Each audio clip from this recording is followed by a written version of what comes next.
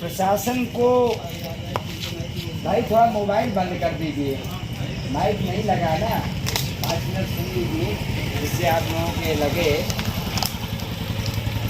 हम आप सबके माध्यम से प्रशासन को ये बताना चाहते हैं कि सैकड़ों किलोमीटर दूर से ये जो लोग आए हैं, आपने जो आदेश हाई कोर्ट का इस तरह का आदेश पालन करवाया है, आपने समझ लिया कि गरीब परिवारों के जो लोग बिजनौर से, बनारस तो पास में है, आपका सहारनपुर से, गाजियाबाद से, तमाम सारे हमारे दिल्ली में पढ़ते हैं, वहाँ से जो लोग आए हैं उन सब के पास मोदी जी की तरह, योगी जी की तरह हेलीकॉप्टर की व्यवस्था है और 1-1.5 घंटे में वहाँ से वो पीएनपी पे यहीं लैंड करेंगे और फार्म भरेंगे और उनका सब हो जाएगा, पालन हो जाएगा। इस तरह से जो एक खिलवाड़ किया गया, 5 तारीख को आप जानते हैं हाई कोर्ट ने आदेश दिया, इनका वकील वहाँ मौजूद था, पीएनपी का वकील मौजूद था, इनको ये मालूम था कि हाई कोर्ट ने आदेश दिया है और 7 तारीख तक ऑनलाइन फार्म भराना था और जो फिजिकली यहाँ मौजूद हों उनको ऑफलाइन फार्म भराना था, लेकिन इन्होंने कोई आदेश जारी नहीं किया। 6 तारीख को शाम 3 बजे, दोपहर के बाद 3 बजे जब अपलोड हुआ, उसके बाद जब हमने देखा किसी भी याचियों का नहीं मामला है, सारे लोगों के लिए आदेश है। भाई अनिल सिंह जी की अगुवाई में धरना स्थल पर हमारे साथ कई सारे प्रतियोगी गए हुए थे, यहाँ पर आए, ज्ञापन दिया गया। यहाँ के सचिव ने कहा मुझे तो पता नहीं है, अभी अभी आदेश मिला है, मुझे आपके आने के चंद मिनट पहले आदेश मिला है, इसका हम वकालत नहीं जानते हैं। आप पढ़े लिखे कितना है, आपका वकील वहाँ था, आपने 2 दिन तक राय क्यों नहीं ली? विधिक राय लेंगे, विधिक राय रात भर लिए और सुबह जब यहाँ सैकड़ों छात्र आए 6 तारीख को, तब कहे कि अभी हम राय पूरी नहीं कर पाए हैं, अभी और राय लेंगे। जब दबाव बढ़ने लगा 12 बजे तक, जब ऐलान कर दिया हमारे युवा मंच के अध्यक्ष ने, लोगों ने, छात्रों ने कि हम अवमानना में जाएंगे, हम यहाँ घेराव करेंगे, हम इस तरह के जंगल राज उत्तर प्रदेश में नहीं चलने देंगे। दबाव में आकर के इन्होंने 12 बजे मौखिक आदेश दिया कि सबके लिए जो लोग यहाँ आ जाएं। इन्होंने कहा, मौखिक आदेश दिया कि दिल्ली से लेकर के पूरे प्रदेश के लोग रात में 12 बजे तक की छूट दे रहा हूँ, जैसे एहसान कर रहे हो हमारे ऊपर, रात में 12 बजे तक आ जाइए। कितना बड़ा मूर्खतापूर्ण उत्तर प्रदेश को इस तरह से चला रहे हो। वास्तव में उत्तर प्रदेश में जंगल राज चल रहा है। अभी आपने लखीमपुर खीरी में देखा किस तरह से भाजपा मंत्री के बेटे ने किसानों के ऊपर वो चढ़ा दिया, गाड़ी चढ़ा दी।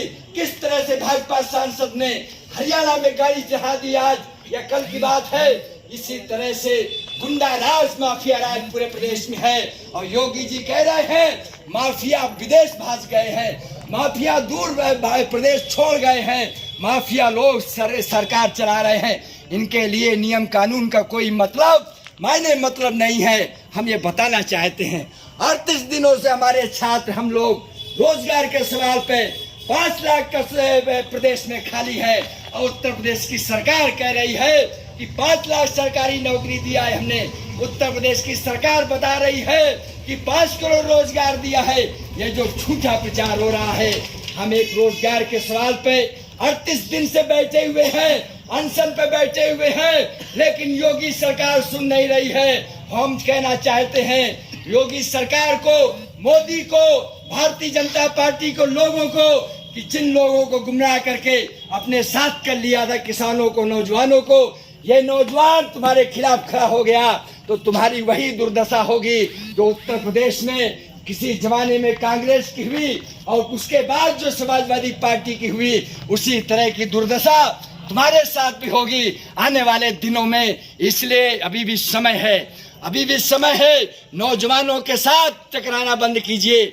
और ये शांतिपूर्ण हमारा जो धरना है, आप यकीन मानिएगा कल सुबह होते होते ये जो इनका तुगलकी फरमान था कि बिजनौर से हेलीकॉप्टर से आ जाइए, नहीं हमें बताया जाए कि बिजनौर से कैसे कोई 8 घंटे में 7 घंटे में आ जाएगा, सहारनपुर से कैसे कोई यहाँ 7 घंटे में आ जाएगा। ये लिख देते अपने ऑर्डर में, सबका व्यवस्था हम कर रहे हैं हेलीकॉप्टर का। इसलिए दोस्तों आप सब पूरी ईमानदारी के साथ यहाँ है, बहुत दूर से आए हुए हैं। इलाहाबाद हम लोगों का घर है, आप लोगों का स्वागत है। बहुत बड़ी व्यवस्था भले न कर पा रहे हो, लेकिन आप यकीन मानिए कि यहाँ आप फार्म भर के जाएंगे, बिना फार्म भरे आप नहीं जाएंगे। आप ये आप फार्म भर के जाएंगे, इनको फार्म भराना पड़ेगा। मुझे जो सूचना मिल रही है 1300 फार्म की बात हो रही थी। अभी एक प्रेस रिपोर्टर से मैं बात कर रहा था, उन्होंने बताया कि 2600 या 2300 संख्या हो चुकी है। कैसे ये संख्या बढ़ गई? क्या बैकडोर से फार्म भर रहे हैं? अगर कल 1300 फार्म भरे गए जो आज अखबारों में है, अगर उनकी बात सही है जैसा कि उन्होंने दावा किया है हमसे, तो अगर ये सही है तो ये संख्या कैसे बढ़ गई? क्या बैकडोर से फार्म भी भरा जा रहा है? इसलिए दोस्तों हम आपसे कहना चाहते हैं, ये जो लड़ाई है, ये लड़ाई बहुत छोटी भी है, लेकिन हमारे नौजवानों के भविष्य से जुड़ी हुई है।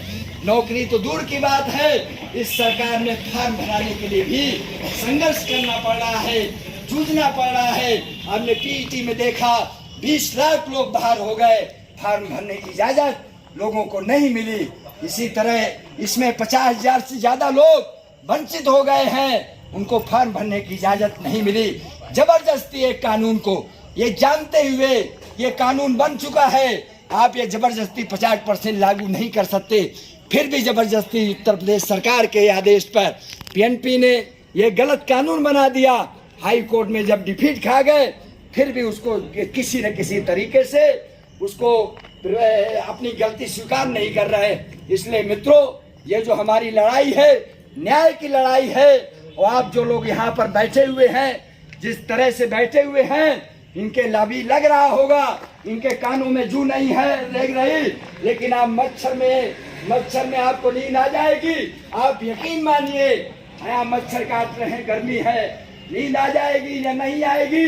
लेकिन ये लोग जो एसी में बैठे हुए हैं, उनको नींद एसी के बावजूद आज रात भर नहीं आएगी। आप दरवाजे पर खड़े रहिए, ये आप जान लीजिए, उनको नींद नहीं आएगी, क्योंकि ये बहुत बड़ा सवाल खड़ा हो रहा है, उत्तर प्रदेश की सरकार पर सवाल खड़ा हो रहा है।